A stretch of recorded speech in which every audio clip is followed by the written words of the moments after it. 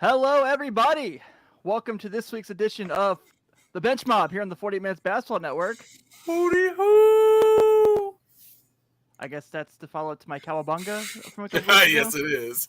Okay. That was going to be my joke, and you already took it. I was just going to say Cowabunga, Tim. Yeah. It's draft lottery night, so we're going to do our quick reactions. With a Coke Zero in hand. Cherry Coke Zero for me. Oh, I like it even.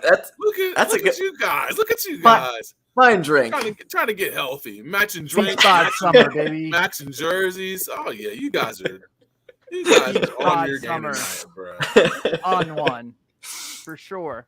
I am Tim Daniel. I'm excited to be here talking the lottery, the conference finals, and I don't know what else will come up. If you listen to last week's episode where we had a very in-depth conversation about winning time, which was a lot of fun. Actually ended up finishing that this week, so I'm sure we'll touch on that at some point too. But before we do get into the panel, as always, joining me by my side, Mr. Sean Mackey. Hello, Tim Cowabunga. Cowabunga. Yeah. Cowabunga. Yeah. Righteous. And also joining us, he's back this week after a week hiatus, Mr. Ben Brown. How are you, buddy? Man, I'm wonderful. As the words of Inspector Deck, I bomb atomically Socrates' philosophies and hypotheses. And greetings, fellows. Well, how do you follow that up? A little Wu-Tang for you. I like it. I like all Wu-Tang comments here on the podcast, Absolutely. so I stand it. All right. Well, as we're getting ready to get started with this week's show, first, kind of a quick reminder: we have T-shirts, sweatshirts, Merch pants, it up. merch. Yes, 40 sir. minutes Yes, basketball sir. network.merchmake.com. Yes, Ryan, we are coming with the Heat tonight, but we'll talk about the Miami Heat Lots of later it. on. Yes. Yes, sir.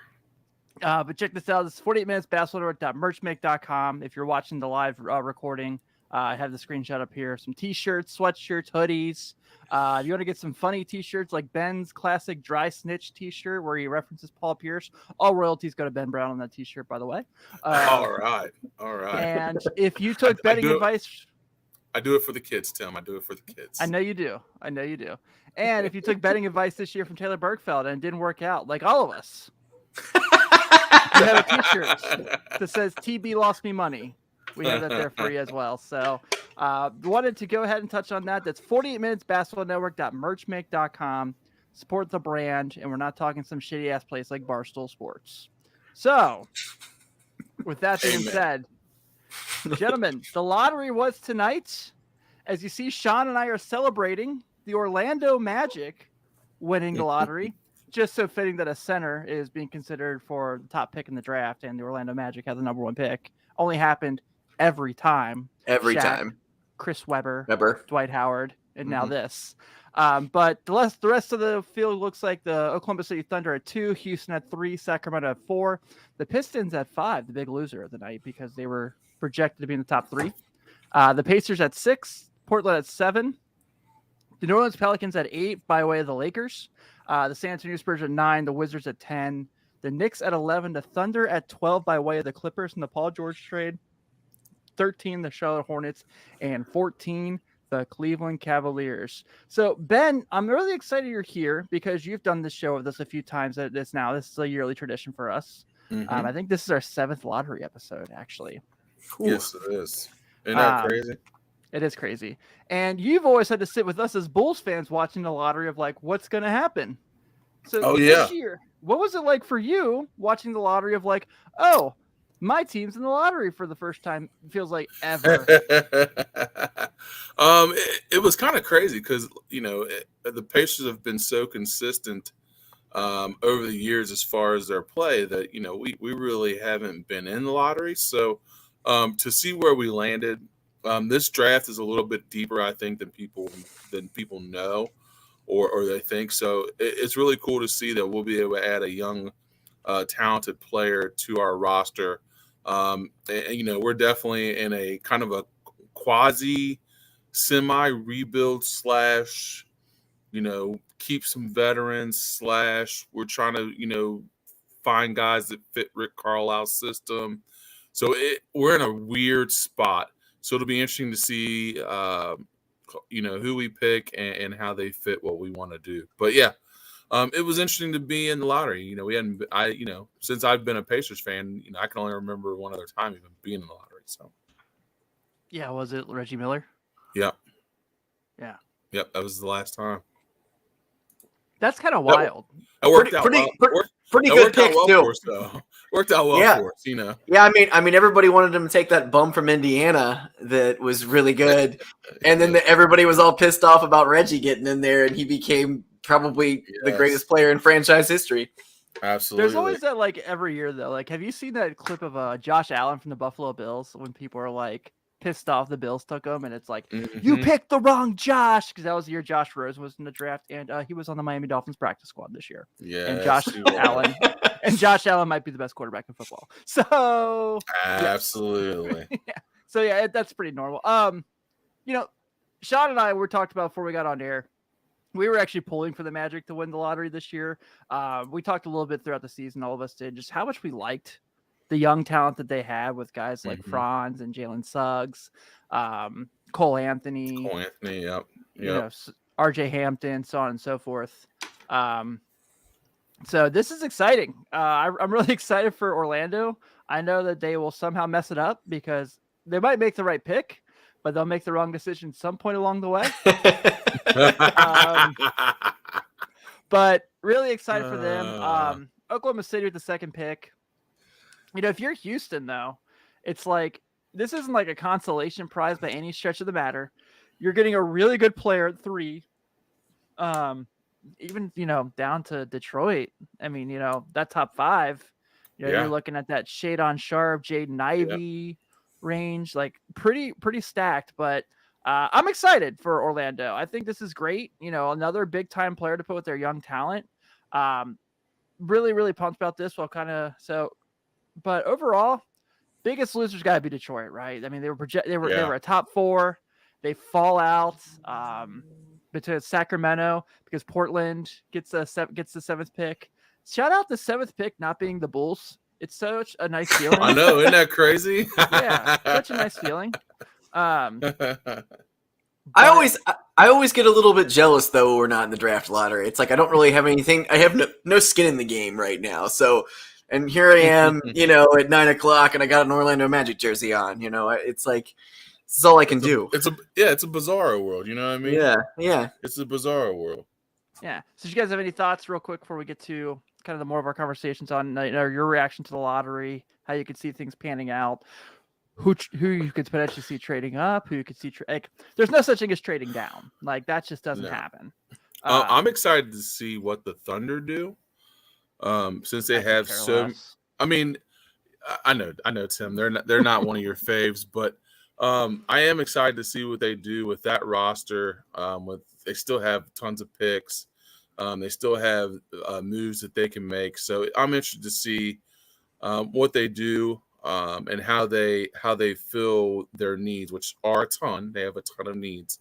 To see how they fill those needs and what they do with all those picks, and also having a top 5 pick. So. Yeah, I agree. So that kind of brings us to the 3 men who we've talked about all year, whether you listen to At Large Bid or any other podcast talking about the potential of the NBA draft of who goes number 1. So right now, Jonathan Givony of ESPN has the Magic taking Jabari Smith at 1. I think CBS, I think Gary Parrish actually had, I could be saying this wrong, I think he had Chet Holmgren at 1. Not many people have Paolo Banchero at 1, which is kind of surprising to me. I think Jabari Smith is the most complete player in this draft. If I'm Orlando, I take him. He's, got an unbelievable skill set. I think Chet, you could convince me he's going to be the best player in this draft, and that's why you should take him at number 1. I mean, a 7'1" rim protector who shoots threes. That's a unicorn. That's what Kristaps Porzingis is supposed to be. And CBS has Jabari Smith 4. 4. Yeah. Wow. Yeah. They have Holmgren, Banchero, Ivy, Smith. I love Jaden Ivey. I do too. So my old go-to, I'm still going there after 15 years of being a basketball, is NBADraft.net. Also in NBA 2K as a mock draft in franchise mode. So yes, so they currently have Jabari Smith going to Orlando. Number 2, Jaden Ivey going to Oklahoma City, Palo going to Houston, and Chet going to Sacramento. And God, I don't want to see Chet there because He'll be injured in a week. because I'll tell you why. I had never seen or heard of Chet until tonight. I'm going to be completely honest with you because I completely swore off the NCAA season. So I was familiar with Jabari. Yes. So because I'm not the only time that I'm really interested is when I'm covering games. That's when I get interested in stuff and like, but watching Duke and North Carolina, they're just not teams I care about. So I do get a little bit interested when Kentucky gets in just because, when I was growing up, I was, Rick Pitino. Yeah. So, but watching Chet, he's such an awkward looking guy on TV. Like I like they put him up on the yeah. You're like, I've never seen him play. So I'm like, okay, this guy right here who's not wearing a suit very well, on national television. Pretty hard to fit a suit for a 7'2", 120 pound guy. Oh, yeah. But he was still wearing a better suit than the Admiral. That thing he was wearing was awful. So, but I look at him and I'm like, man, can we get him and Franz together? Can we get these guys on the same team and just be awkward together? It'll be great. That's probably gonna happen. I'm all for it, man. I'm buying in. I know nothing about this guy. I think, like I said, if it were me, I would take Jabari Smith. I think he's the most, at this moment, it's the draft, it's NBA careers, anything crazy can happen. I think at this moment he is he's the guy I'm the most confident in will be a successful NBA player. Does he fit with Franz though?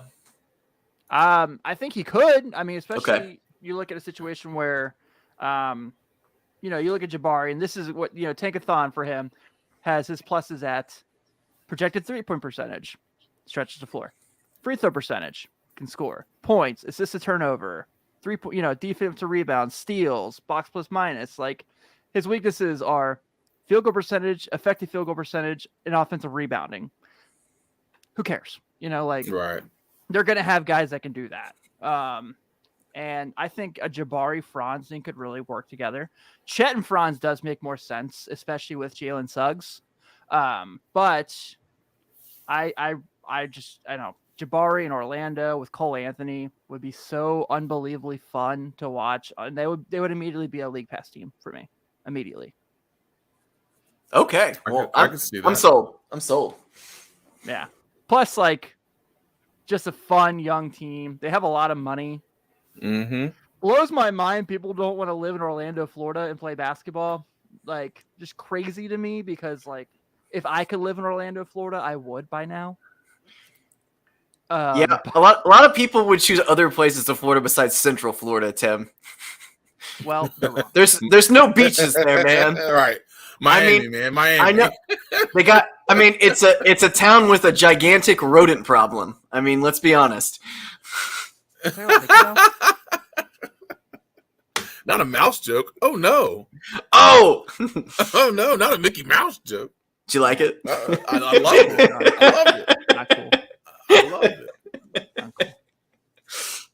And if I lived in Florida, I'd be at the parks probably every day if I lived down there. But dude, you'd have to get What? season pass like that. Why don't you go to Kings Island with me? It's right up the road.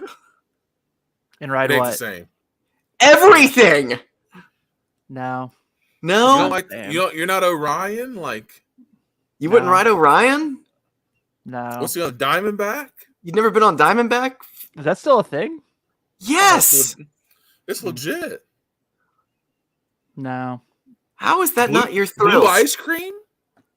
Dole Whip, Ben, first off. Oh, Tim. Oh, Tim. All right, we got some work to do, man. No, we don't. We could have this conversation all night. I'm afraid. But yes, Jabari Smith better be coming off the plane with Mickey ears and rocking that Disney patch on his jersey next year. But if Chet does, that's cool too. I'm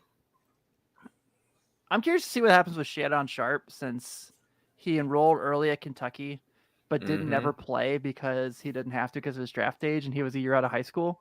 Very, very smart move, by the way. I don't think that's been mentioned enough. He probably saw Monty Bates and was like, nope, not having that happen to me. That's exactly what he did. That's exactly what he did, Sam. Yeah. He looked at that and was like, yeah, I'm just going to go ahead and sit out this year. He wasn't going to take that risk. Do you guys know which high school Shadon Sharp went to? Not off the top of my head. It's called Dream City Christian. That's an awesome name for a school. That's legit. Dream City. Yeah, that is cool. I mean, I think if he had been playing this year, Kentucky would have had a shot at winning the title. I'm not going to lie to you. He's that good. But I'm also so glad he didn't because watching Kentucky lose in the first round was fantastic.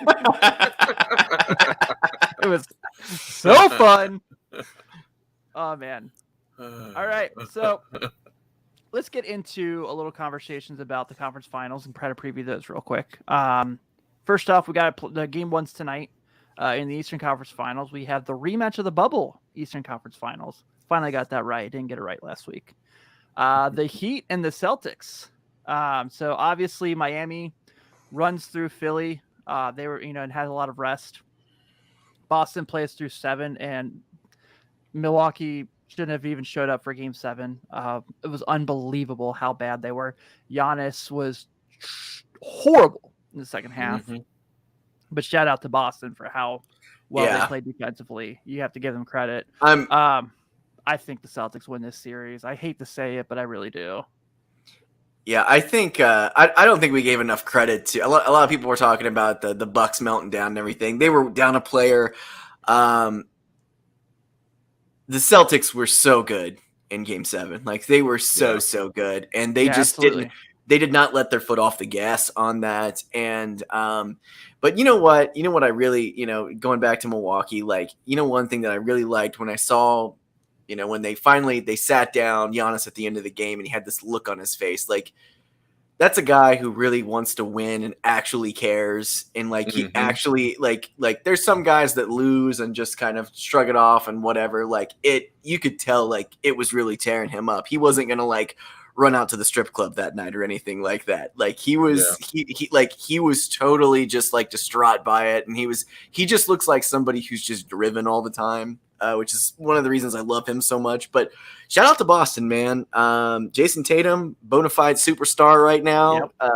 Jaylen Brown, everybody on this team is playing well. Was it Williams just had the best game of his career? Grant Williams had the best, had the best game of his entire career the other day. And I mean, towards the end, I was they were almost just running up the score. They were just sinking every 3-pointer. Yeah. And Milwaukee's got some work to do. I don't know what you do this season at the end. Middleton's obviously got to get better, but do you move on from Brook Lopez?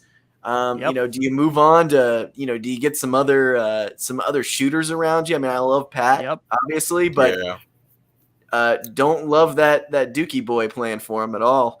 So, and Grayson Allen, and he was not great. He lost all his superpowers after the Bulls series. He was incredible in the Bulls series, and then this year, I'm like, couldn't that have carried over? He was. I feel so bad for him losing when he loses. I just hate when bad things happen to good people. You are crazy. just hate when bad things happen to good people, man. I just honestly, I mean, I Sean, you're hitting the nail on the head. I think that they've got to put some more pieces around Giannis. He's too talented. He's too good of a player to not have. Jrue Holiday is good in spots. Of course, they didn't have Middleton, who's good in spots, but they've got to get deeper, man. They've got to get deeper. They've got to find guys that can come off the bench and make plays and be effective. I like Pat Connaughton. He's a friend of the show.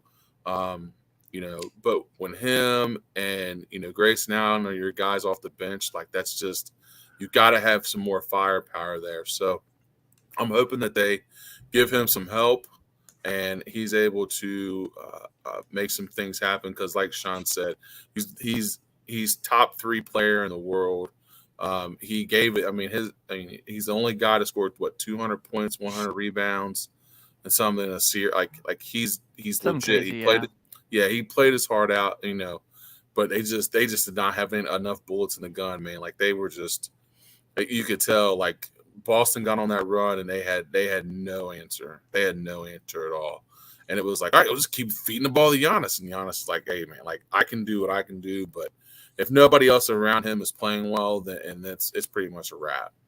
I like Chris Middleton, and maybe he would have made a difference, but he needs one more like star, like true star, to be able to carry the load when things aren't going well. I hear Donovan Mitchell might be available this offseason. Now, see, I would love that, because of like we just talked about, Donovan Mitchell and Giannis would be a dangerous combination. Let's have Keyshawn and Jay Williams come up with some god awful trade on the trade machine to show us how that could work. Right, guys? Oh my God, they should be like. Their web proxy. I understand ESPN has the trade machine and they work for ESPN, but their like intranet proxy should still block them from getting on that website. Yeah.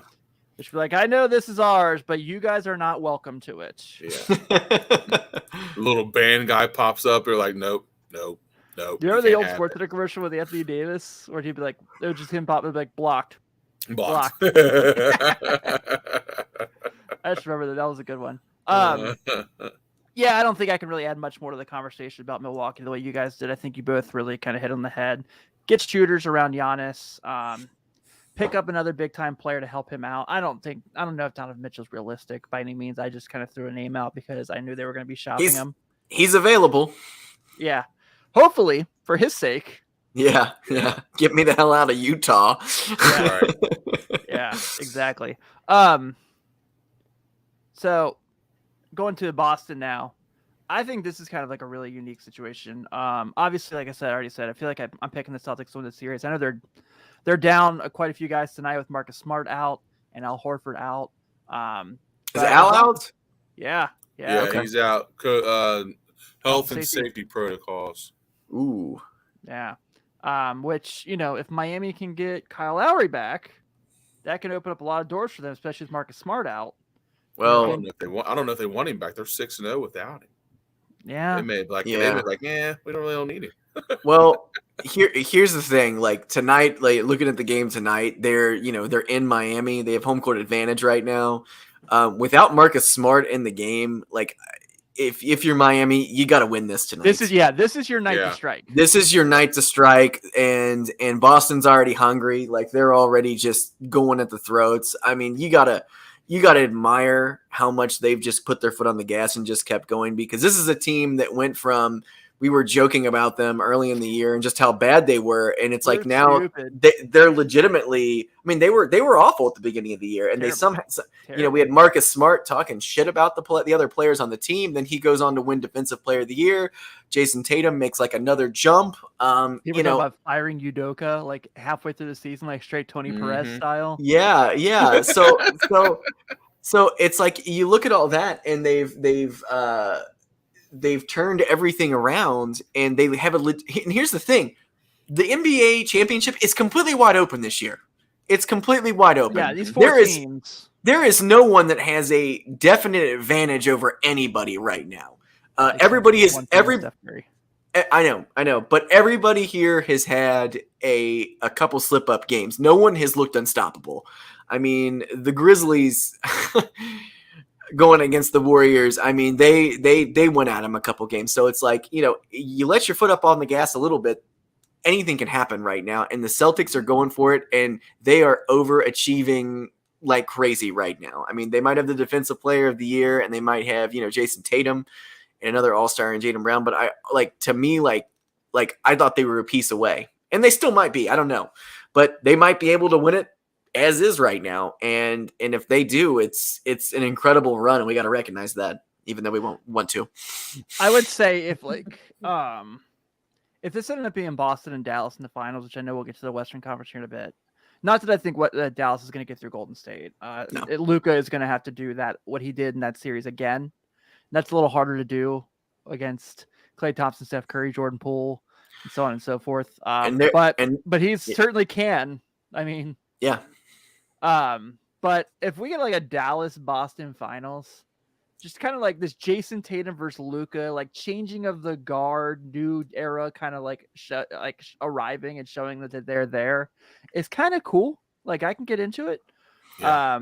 But I would really love to see Steph Curry win another ring. I'm not gonna lie to you. Me too. They're my favorites. But I'll say this: if it is the Celtics and the Mavericks, I for some reason I can't see the ratings for that being super huge. Nope. No one will want to watch that's, that. That's the bad part about it. That we might be back on tape delay. Yep. Yeah, nobody's gonna wanna see that. Yeah. I mean, outside of Dallas and Boston, So I Boston to me is a team that they're very intriguing because, it seems like their pieces are fitting just at the right time. Al Horford's, kind of playing like old Al Horford. So when they get him back, and of course Marcus Smart comes back, hopefully in this next game, I think that you're going to have. I kind of agree with Tim. I think that the Celtics are the team to beat, even though I do like this Heat team. I mean, I do too. I do like Jimmy Butler. I like Tyler Hero. I like Bam. Max Strus has played well. Apparently. Yeah. So I mean, it's this team has played well. They've got a re-emerging Oladipo. So they've got some pieces, but I just think this Boston team right now is playing at a higher level. I just think that they're playing at a higher level, and I think that the pieces that they have, with Tatum taking that next step, just makes them that much better. Yeah, I'm taking the Celtics in 6.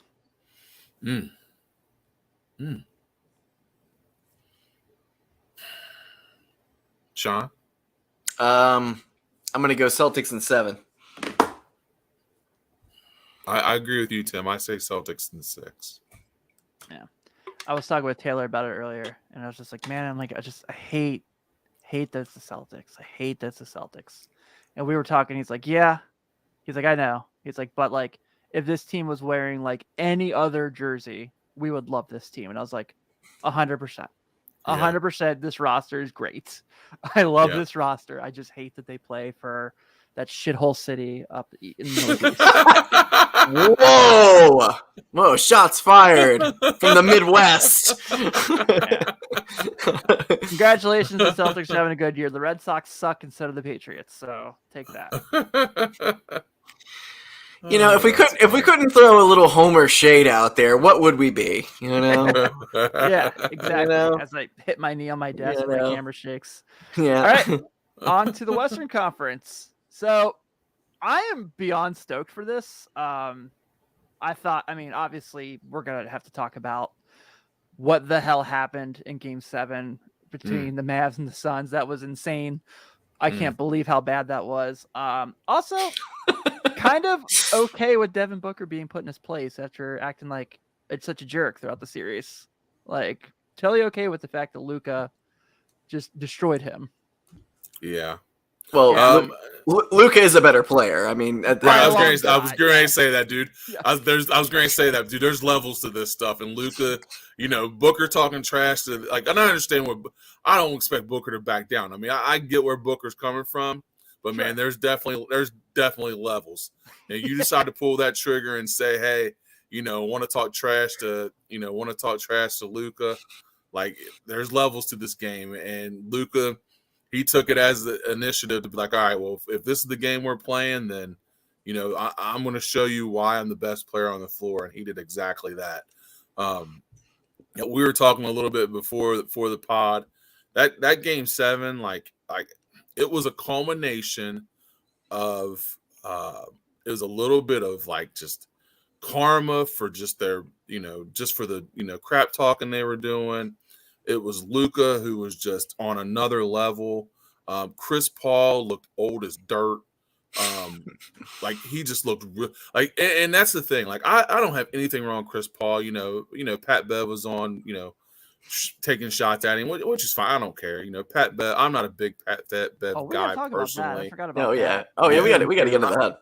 I am not a Pat Bev guy personally. Like I think that he's Save it. We're gonna talk about it. Save it. okay. Anyway, okay, I'll slide by. Anyway, Chris Paul looked old in the series. Or not in the series, but he definitely looked old. He definitely looked old in that game. Like you could definitely tell that when it got to game 7, he was hurt. He was not his same self. He did not play the same way he had played at game 40 as he had played in that last game. Like you could tell his body had just taken a toll. And as much as he tried to say he did, and much as he tried to get out there and run and do the things that he does, he looked exhausted. He looked tired. Well, and I don't think it was just him either, but he's a big part of it. When your second best player is 37 years old trying to be the guy he was 10 years ago in a game 7, it just don't work. It just doesn't work. Yeah. Like LeBron had his one, and that he probably will never have it again in that game 7 against the Celtics. Yeah. Well, I feel like if we go back some episodes this year and maybe last year, I have said in the past that I will never bet on Chris Paul to win anything in the NBA playoffs. And every year we're all like, well, maybe this is the year he's gonna do something. And guys, since he turned 37 years old a couple weeks ago, he's averaging 9 points a game and like 5 assists. So like it was like a switch was flipped on him and they were like, all right, that's cool, off to the old people's home, so which I'm 37 too, so let's not go there, but Time for the tapioca. So but guys, I mean, the fact that this guy's had the run that he's had over the years has been incredible. I mean, not many guys from that era are still playing at his level. I mean, we got to give him credit where credit is due. But this team ran out of gas. But on top of running out of gas, there was some internal stuff that happened. I was going to bring this up, yes. Yeah, and DeAndre Ayton played 17 minutes in Game 7, and Monty Williams, when asked about this, he said the reason why he played that, it was internal. So I don't know what happens there with this, but everything just came out in one game. It was like they had just given up. I've never seen a team give up like that. And I don't know if we ever will see that again.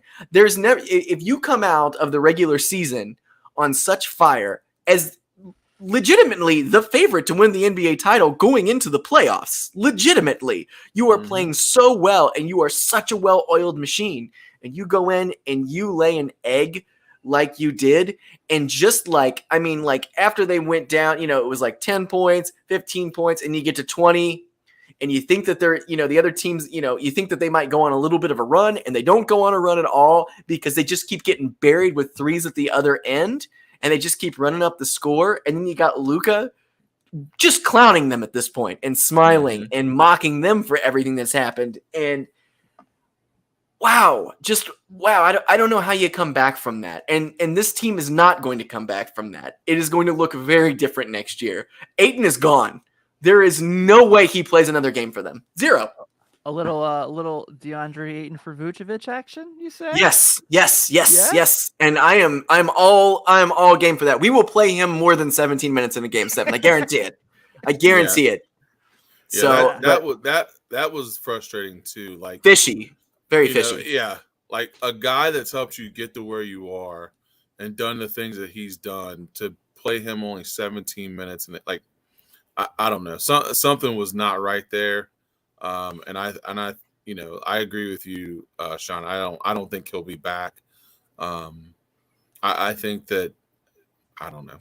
I hate to say it's egos, but there has to be some of that stuff involved when you're talking about your Devin Bookers, your Chris Pauls. Those guys have You know, there's something about when you go into a game like that, there shouldn't be any hesitation in putting your best players on the floor.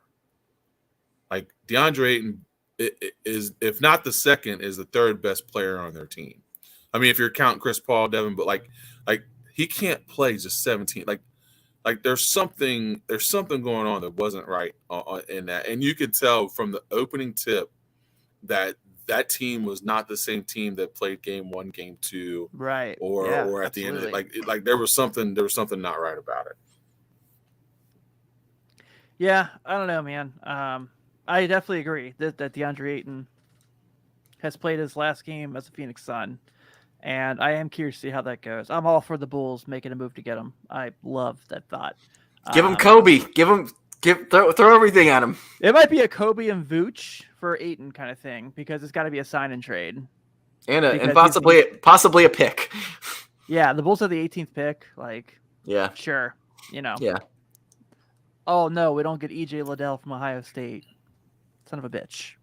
Like, I'm okay with that. I like EJ Liddell, but yeah, I would like DeAndre Ayton a lot better. I would too. I mean, and I'm an Ohio State guy. Like, I like EJ Liddell, but I would like DeAndre Ayton a lot better. Same. Oh man, I Same. hope Peter Tucker blows Achilles there. Oh man, that's not good. He limped off the field. Limped off the court. That's not good. Nope. The key to beating the Celtics is PJ Tucker. We learned this last year. Oh no. Yeah, does not. He's look going good. straight to the locker room, man. He's not flexing that foot. I hope it's not his Achilles. Knicks fans now are like, what to do from Derpy Gaming on the YouTube chat. First off, Derpy Gaming, thanks for stopping by. If you're the Knicks, please don't take on Russell Westbrook. I think that's step one. Please don't. Yeah. I think that's definitely step one. Make sure Russell Westbrook does not end up wearing your jersey. Come Donovan on. Mitchell, if you can make that happen. Go for it. No, for it. Westbrook is as good as a Knick. Home sweet home. I'm calling it. No Westbrook in the garden? Westbrook in the garden? Are you kidding? They're made for each other. I'm a Cavs fan. All right, that's much better. Much better. You have a lot of fun to be excited about there. A lot of big fun because that Cavs roster is dope. Yeah. You should be excited. Yeah. And you're probably getting LeBron next year. Let's be honest. Yep. Probably pretty accurate. Yep. I'm back home again. I'm coming home. This time, instead of just playing the P. Diddy song, P. Diddy will literally be there as he gets off the plane. Oh, absolutely. Yeah. It's like, oh man, Darius Garland and I have the same agent. All right. Yeah, that's a no doubter. Say less. No doubter. I love the Cavs, man. I hope Colin Sexton comes back healthy because he just makes them so much more fun. So much more fun. Mm-hmm. So I do want to talk real quick before we get into the Pat Bev stuff about this Golden State Dallas series. Mm-hmm. So I'm going to pick Golden State to win the series just because the experience, the core, all that stuff, obviously the coaching and so on and so forth. Though Jason Kidd has been really good in this. I got to give him credit. He's been a great coach. Yes, he's got them figured out. He's figured out their defense. But he's come a long way since the ice spill. Yeah, he has. He really has. Yeah, he's done a phenomenal job, man. He's done an absolutely phenomenal job. So I come back to, I really think the Warriors win this series. And I talked about this with Taylor today. I have no idea who guards Luka in this series. Can't be Steph. Klay Thompson, for how good he was in that last series, still getting his lateral quickness back. And that's what you need to guard Luka. You can't bring Wiggins out there. Why not? Why would you not bring Wiggins out? He can't. He can't play that defensive assignment. Do you put Draymond? That's on what Luka? I'm wondering. Do you put him on? If not Wiggins, it's got to be Draymond. I mean, if it's not, there's no other explanation. If Wiggins is not guarding him, then it's going to be Draymond. But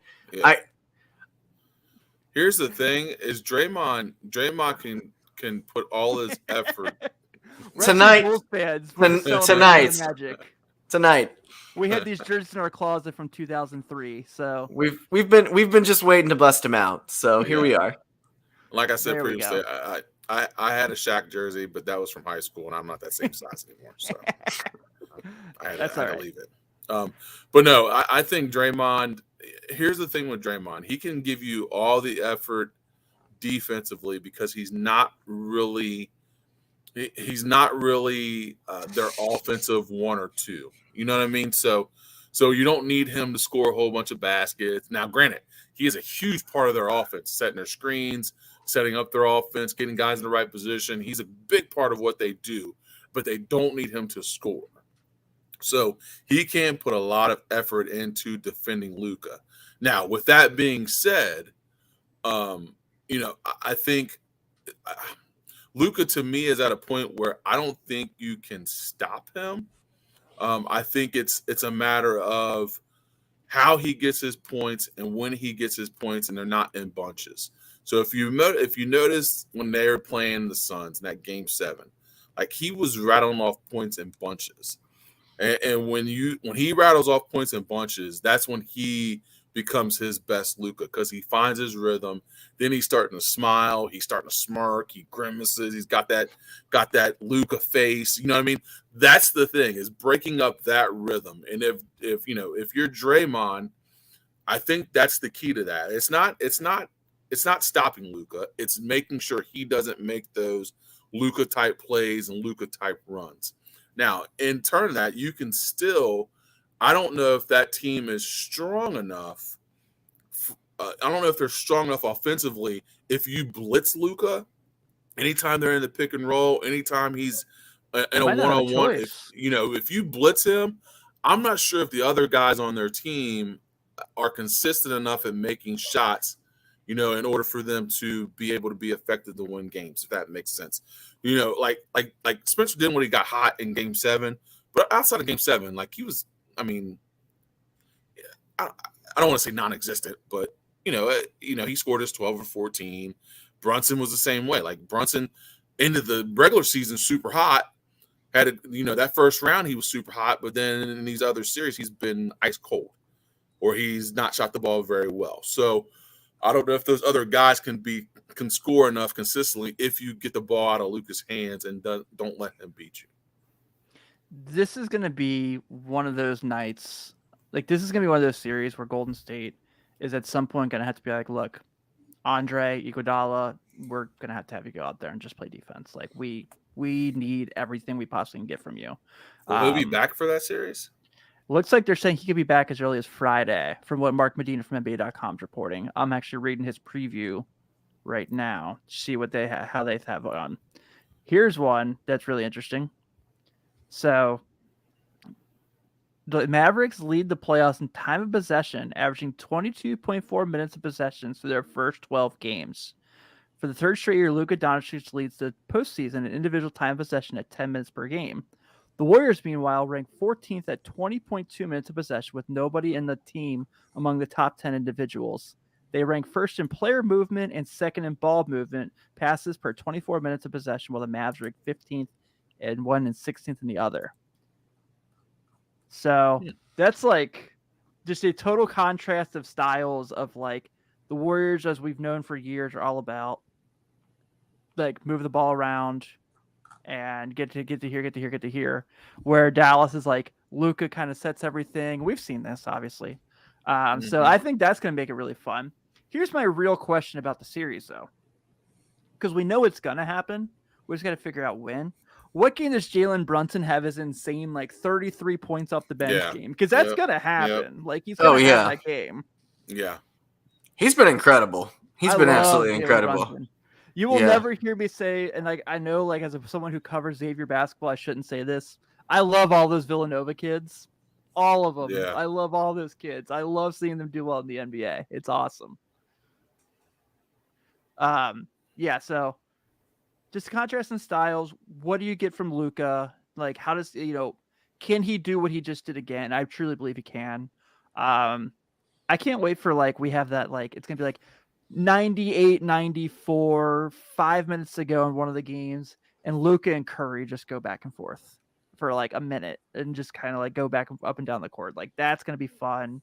Also, too, like Sean said, like you look at Game 6 of that series with Memphis where they just get smoked, and then so like they've had like a couple of games where it's like they've played with their food and like it's came back and bottom.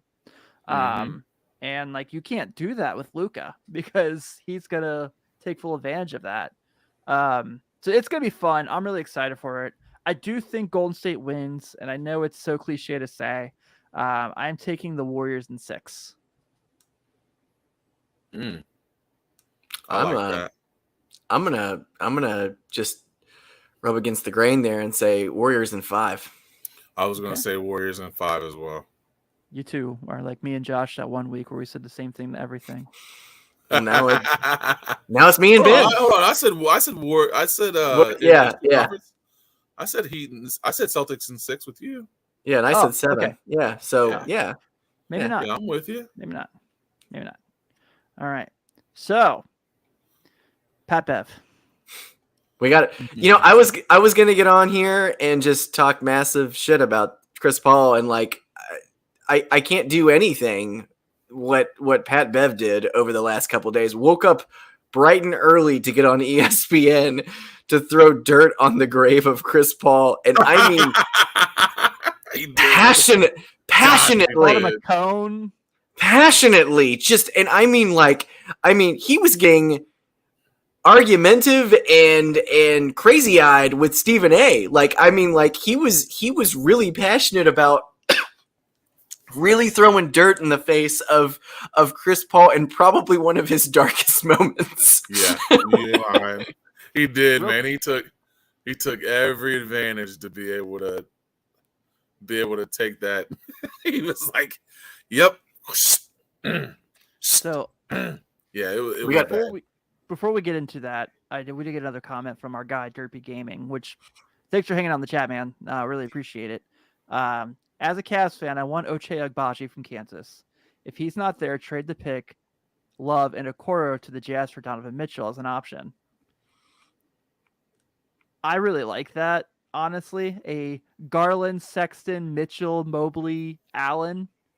That's with Markkanen off the bench. That's pretty fun. Yeah, That's a lot of fun. I like that.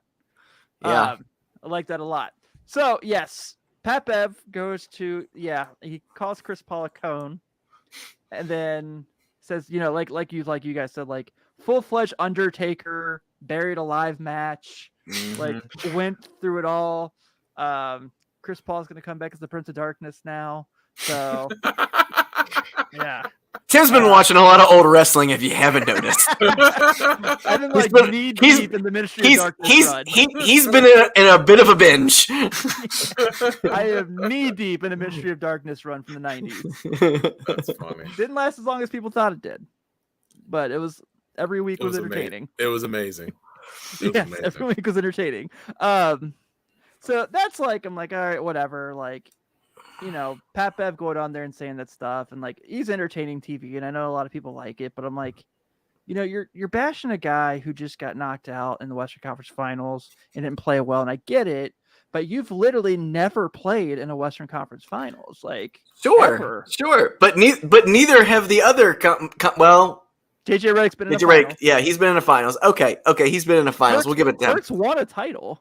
Yeah, but Perk's terrible. Like I will never give Perk any benefit of anything ever. He's always on the forefront now too. Like I don't. Yeah, I think he's their guy. Terrible. I think he's gotten better with time, but I don't think he's great. I don't know why he's become the go-to, but I have a feeling that Pat Bev is going to get a lot more time later on because of his. Why not Matt Barnes? Matt Barnes is super good on. I love Matt Barnes.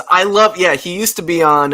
It was the show with Rachel Nichols. He was on there quite a bit. Him and like Richard Jefferson and everything, and they were great. But Pat Bev, man, he's trying to make a name for himself right now. But here's the thing. Everybody hates Pat Bev. That's his whole role. That's his whole shtick. There is not one player, even Damian Lillard went on Twitter and threw dirt on him. He's like, nobody cares about Pat Bev at all. Like nobody. Right. But some of the things that Patrick Beverly said there might be some validity to some of them, because he said he's like, if I'm playing Steph Curry, I'm going to bed at 8:00. I'm calling my girl, telling her I can't hang out. I'm getting a good night's sleep, because Steph is one of the scariest players to probably play against, because he could drop 50 on you. Whereas he's like, I don't lose any sleep over Chris Paul at all, which is funny. And he's like, he can't guard anybody. Like, which yeah. And he goes, he's a cone. So it's like, you look at this, and it's just him just really burying him. I will give this. Pat Bev is a fantastic defensive player. He has given problems to any great point guard in the league over the last 10 years. He's just done it. He is that guy. And he has beef with everyone. He has beef with Damian Lillard. He has beef with Chris Paul. He has beef with Russell Westbrook. Like, nobody likes this guy, but he's probably a great guy to have on your team. That was so funny when he says like he's like burying Chris Paul, and he goes, I mean, I don't, he's like, he's not in the same class as Steph and Dame, even Russ. And I went, hold on. Oh, whoa. Let's calm down on Russell Westbrook here. All right. Hey, Russ does have an MVP trophy. We got to give him that. Don't slander my man name. He does have an MVP trophy. You know what I mean? He's got an MVP trophy. He did average a triple-double for a season or two. You know what I mean? Or like 2. Yeah. He might have got one this year, just no one noticed. Yeah. And then so today, Pat Bev and JJ Redick are on together, and again, JJ brings up the Lakers title, and he goes, bubble championship, and it's like, you were on the Clippers in that bubble. Mm-hmm. You were like, you guys were the odds-on favorites for a lot of people's eyes to win that bubble championship. So like, you talking shit about a bubble title that you choked in and lost to the Nuggets, like. You lost. Yeah. Like, you have no say in that. He's like a bad politician that hopes you just forget what he said or Right. did like a couple months prior. Like that is the tactic that wins everywhere right now, and he's just rolling with it. So whatever. He's like, oh, they're not going to remember that. The bubble championship, no one remembers that. And like literally, Tim, when you just said they were in that game, and it's like I'll be honest with you, I don't even remember that. Right. That's a lie. Yeah, because they were making fun of the Blazers for losing, called them 1-2-3 Cancun, and the Lakers Dame Lillard was like, "Hey, I got a spot here in Cancun for you when you get out of the bubble." Yep. Yeah. Oh man. So like, I get like the whole he was part of the Clipper-Laker rivalry, and LeBron cut him from the Heat and all that stuff. But like, know your battles. Know when you're gonna lose. Yeah. Mm-hmm. Like Yeah, I said, agree like as a with politician, know when you're gonna lose. Yeah, no, I would agree with you 1,000%. Like I said, I personally am not a Pat Bev guy, but I think there, like Sean said, there's definitely some validity to what he says. I respect that. I respect anybody that can make it in the NBA and make a career for themselves, For sure. because it's not easy to do. He's got his niche. He plays the bad guy. He's the defensive guy. I wasn't shocked by what he said, because him, he has, like Sean said, he's got beef with everybody, So I think that when you go on shows like that, one, it's about shock value. I mean, he's going to say things that are shocking and going to get people talking. Two, it's everybody's auditioning, right? Like you need something to do after your playing career is over. Everybody's auditioning. So this is him. I can bring shock value to this. I can talk about this. I can, not saying that he wasn't saying was true, but, for him to be able to go, toe to toe with a Stephen A, or toe to toe with a JJ Redick, which him and JJ Redick, that was a really cool dynamic, because both guys, of course, have played at a high level, and both guys know the game, and both guys know some of those guys personally as friends, right? So that dynamic was cool for them to be able to speak about and talk about the ins and outs and nuances of the game. So that part I like. Bashing a guy that's got that much credibility as Chris Paul, that doesn't really do much for me. But I can't say that his words weren't valid. I can't say that he wasn't. If people Sure. in locker rooms are saying that stuff, then maybe there's some validity to it. But I'm just not. I'm not one for to go in there and just throw shade at a guy that's just lost, his chance to, just lost his chance to play for a ring, and he's hurt. You're just kicking him while he's down. Like that's just not my thing. So he just really went at him. He waited to strike, and they were like, "Would you like to come on ESPN this morning?" He's like, "I'll be there at 5 a.m." Right? Yeah, he was like he was in the lobby with the polo doing push-ups. He's like, "Yeah, I'll be ready. Yeah, what we got?" He's like, "I'm ready to go." And also, like, I don't think he blinked the entire interview. He was just like crazy eyes the whole time. He was like, "This guy's a cone." Have you seen him? Have you seen him play? Your eyes are dry, Pat. I can't even blink. I'm mad. Oh man, that's good stuff. Yeah, I'll take as much as I don't like him, I will take him over like 90% of the people on talking head television. Yeah. Oh yeah. I agree with that. Like I said, I do like the fact that he came on there and was very honest. He didn't hold any punches. He wasn't playing politics. I do like that part. Even though it was against a guy who, just, lost his livelihood. But. I'm all for getting Bob Ryan off television somehow and then just putting B-Bev in, because man, he's gonna bring some fire, man. Bob looks tired. They drag his ass out there every day, And I'm like, Bob who cares Ryan, with this Boston Globe? I mean, the guy was probably there in person for Bill Russell games, so it's like, so it's like the worst is they added Mad Dog. That's the one where I'm like, yeah, that one I cannot stand. He is. Yeah, and I'm so glad worst. JJ Redick put him in his place that day, man. I'm like, yeah, with that whole Draymond thing, I'm like, shut up, dude. Like, shut up.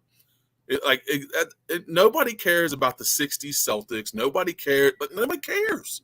No one cares about Bob Cousy. No one cares about Bob Cousy. I'm like, nobody. Yeah, Tim could beat him at basketball tonight. Right now, at this moment.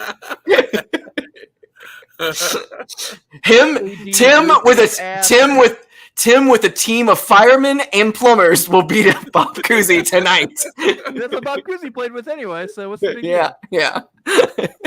I think my ice cream man was Bob Cousy's small forward. Exactly. Milkman. No, those guys made too much money to play in the NBA back then. Right. Oh man, yeah. The Mad Dog's just the worst. Like, yeah, he is. I hated him when he was on. I hate him when he talks baseball. So like when he talks basketball, it makes me hate him even more. Yeah. So it's like he gets further and further apart from reality. Like baseball, he was bad. Basketball, he really don't have any idea what he's talking. So it's just like further and further from what anybody ever would say. You're like, that don't even make any sense. Like, stop talking. Yeah, agreed. Just stop talking. Yeah, just stop. Agreed. Like, it's terrible. Yeah, I'm with you. Well, I think we might have hit on everything. Did we? John hasn't finished winning time yet, so we can't really talk about it, right? Oh no, Sean. guys, it's gonna happen. I know. It's gonna What happen. episode are you on?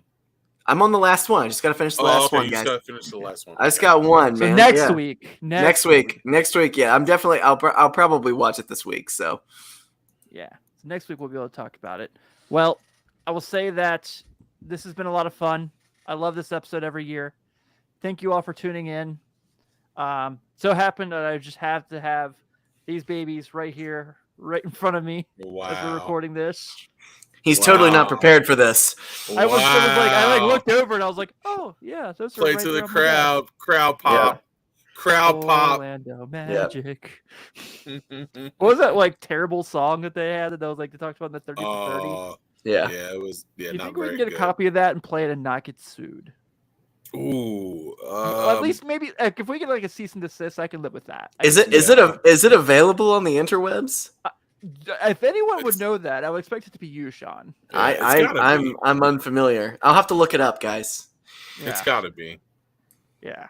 Well, thank you all for tuning in as we kind of are cruising through, getting ready for the draft. Got a lot of fun stuff coming up.